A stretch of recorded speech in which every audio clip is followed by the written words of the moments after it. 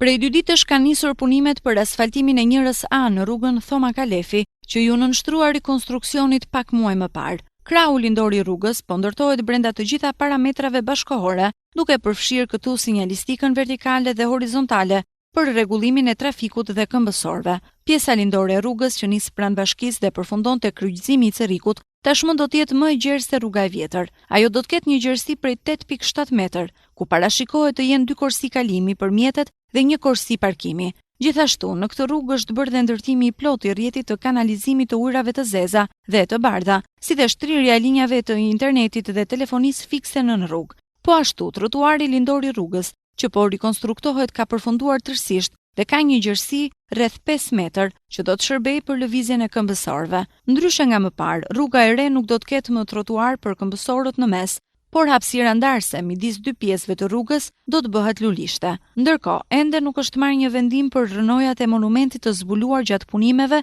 për rikonstruksionin e rrugës. Ajo pjesë do të mbetet e paprekur përkohësisht, derisa të merret një vendim nga organet kompetente. Pas përfundimit të asfaltimit të njërit krah, pritet që të nisin punimet për rikonstruksionin edhe të krahut perëndimor të rrugës, duke përmbushur kështu rikonstruksionin e plotë të saj sipas projektit.